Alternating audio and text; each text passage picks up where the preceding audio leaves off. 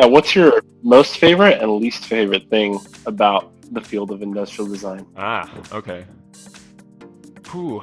All right, so yeah, 50,000 foot view here, right?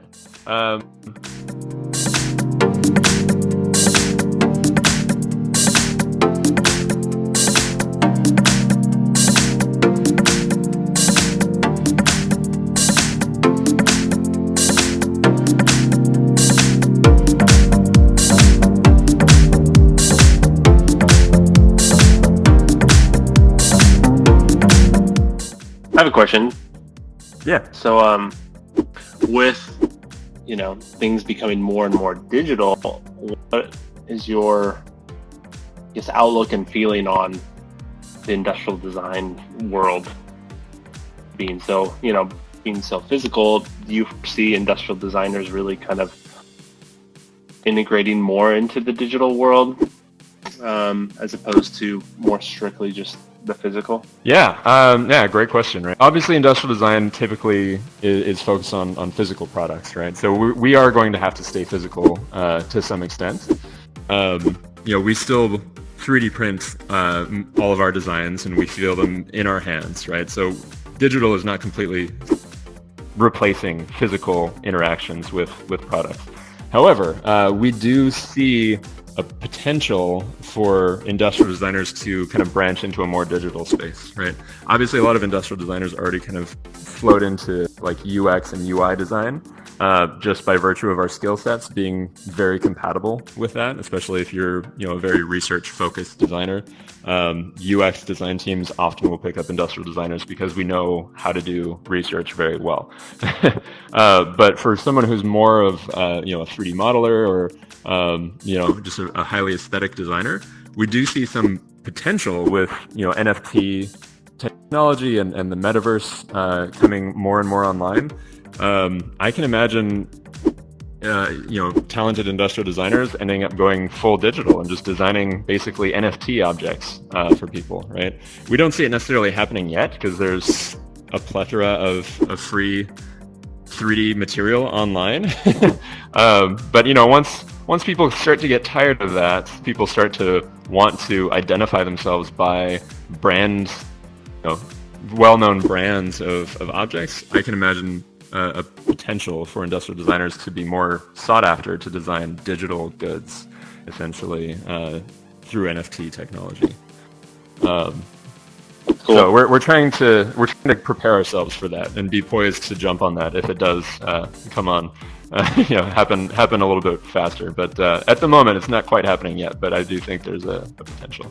I feel like at 𝐓𝐡𝐢𝐳 there is a lot of scope of there is space for designers to learn new skills, techniques, about technology and experiment, as much as there is to, practice hardcore industrial design. And I was wondering how one pushes the other and what's the balance between the two in day-to-day work. Another great question, right? So we definitely do like to explore new technologies and try to expand that skill set. We do have to balance with client work, obviously, right, to pay the bills. So we generally make sure all the client work is taken care of, but the nature of the consulting business, the industry, is that there are highs and lows. There are slow periods. And so occasionally when there's a lull in work, that's when we do a lot of, sprint kind of projects to explore these types of things. We also actually, to be honest, leverage interns quite a bit to look into these kind of new technologies, because an intern can benefit from our team being there and contributing to client work, but they generally don't have as many hours on client work because we need the output for clients to be at a certain level that interns typically are not capable of yet, right? And that's totally fine. We expect that from interns. So an intern will contribute to client work to an extent, and then with the rest of their time, we generally assign them to this type of exploration or spec projects, essentially. So this entire space was actually built by one of our recent interns during the fall months of last year. Heavy input from rest of the team, of course. We all kind of had our hands in it as far as like what the space could be or could look like and what should go into it. But he executed a lot of it, right? So also some of our NFT ventures that we've tried were kind of executed by interns as well. Highly directed by, John or myself. So we can, that's kind of how we balance, right? We leverage the resources that we have available, and some of the team is only going to be on client work, while other members of the team might be doing a little bit more of this kind of spec work and exploration. Yeah, no, that makes sense. That's actually quite fantastic model. Yeah, well, and then part of the intern's job, of course, is to teach the rest of us about it as well. Once they've figured this out, they kind of teach us what they've learned, and then thereby kind of solidifying it in their own head and their own experience too. Now, what's your most favorite and least favorite thing about the field of industrial design? I personally have always been somebody who enjoys a good puzzle. I enjoy solving problems. So in the highest level general sense, that is my favorite part about industrial design, is figuring out those solutions to problems. And I want to be clear that takes a different shape when you're working in the field than it does when you're in school, right? When you're in school, it's like find this big, societal issue and design a product to solve it. Unfortunately, we don't get that kind of opportunity in the working field that often, right? More so, that's the job of the startup who's actually asking investors for funding, right? It's a great skill to have, don't get me wrong. And maybe you become an entrepreneur yourself and do your own startup, and then those skills are invaluable. But as an industrial designer working as a consultant, usually the people who hire you already have had that big idea for solving some problem. So that aspect of industrial design is not necessarily accessible to us all the time. But the problems we end up solving are like, how do you make this really cool thing manufacturable? Or, this is a really cool idea, but how do we refine it to make it a great user experience? Or design it such that it can be at a certain price point so that the people that it helps can actually afford to buy it, things like that. Those are kind of the micro details that we have to find solutions for on a day-to-day basis. And I really enjoy that aspect. No matter what the problem is, I enjoy solving those problems. I would say my least favorite part of industrial design, to some extent, the fact that it's driven largely by consumerism kind of bothers me.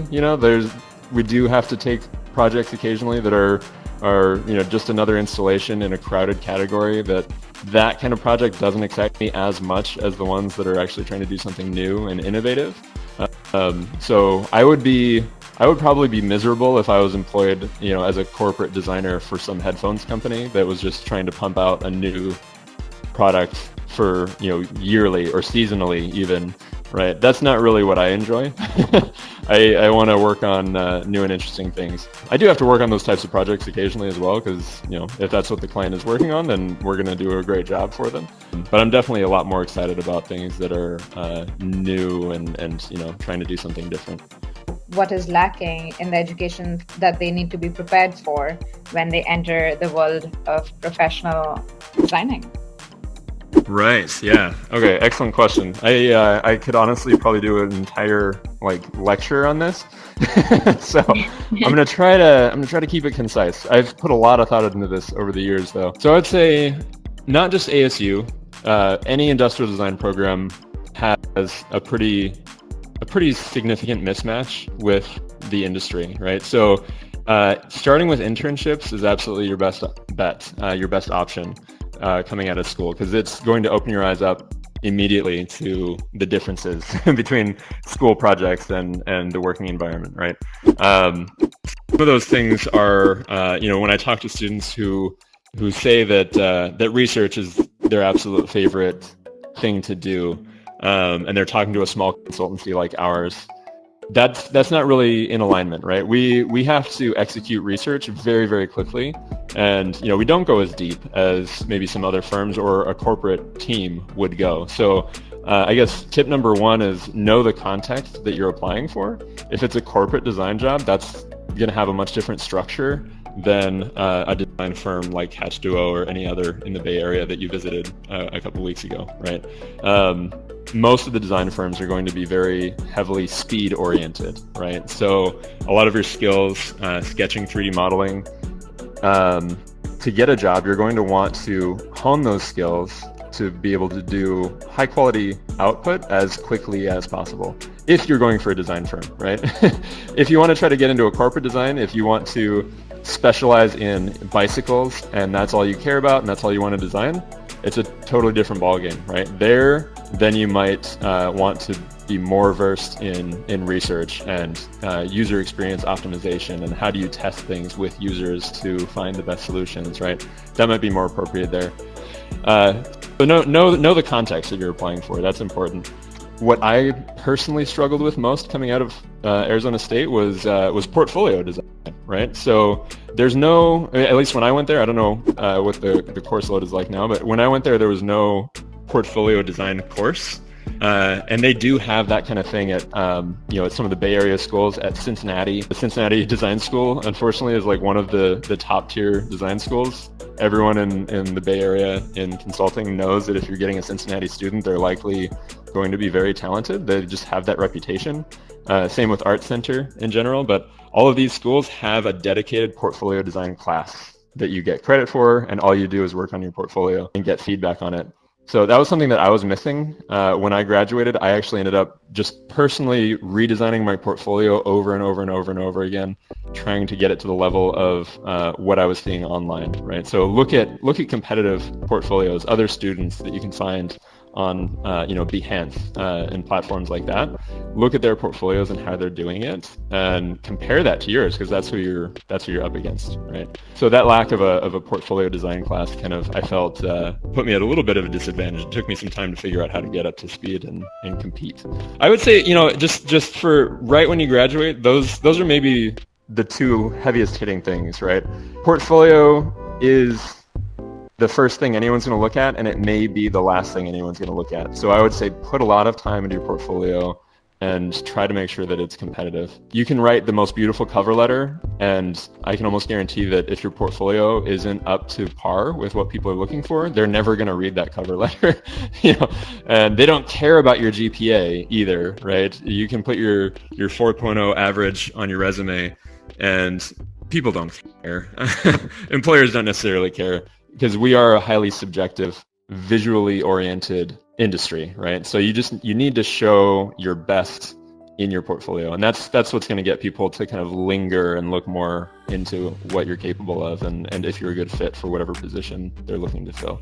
To ask for somebody who is new to the industry, and also I think that they can research, as much as there is out there on the internet, but it's difficult to know the inner workings. So how much of it is dependent on how they fit into the company, and how much is dependent on their own creative skill, their own portfolio work, their own independence in, design thinking, etc. Yeah, so your own personal skill and workflows, those are going to be more important, absolutely. And as Swati points out, there's no way for you to know what the culture of a company is before you work there. So I wouldn't try too hard to try to make yourself fit into the team before you know who the team is. I do say know the context that you're applying for, mainly in a more kind of general or meta sense, like a firm versus a corporate design studio, right? And that even is hard to know, or hard to know the differences when you haven't worked before. So finding mentors is hugely advantageous as well. If you know people who are already working, or if you can get access to those types of people and ask them questions, that will help you a lot, just to know kind of more generally what you might be trying to achieve, right? Don't spend a lot of time in an interview trying to make yourself fit into the puzzle of this organization, because you don't know what the puzzle looks like. You can't see that picture until you're inside. More importantly, just communicate who you are and what your workflow is, how you work best, what's unique about you, and communicate that in an interview, right? And let the interviewer decide if that's what they need, right? Some of it is just going to be out of your control, and that's fine, right? Because that's ultimately what's going to help an interviewer decide if you're a good fit. And if they decide that you're not, then they're probably right, and you're probably better off going somewhere else, right? So there's no point trying to make yourself fit if that's not who you are.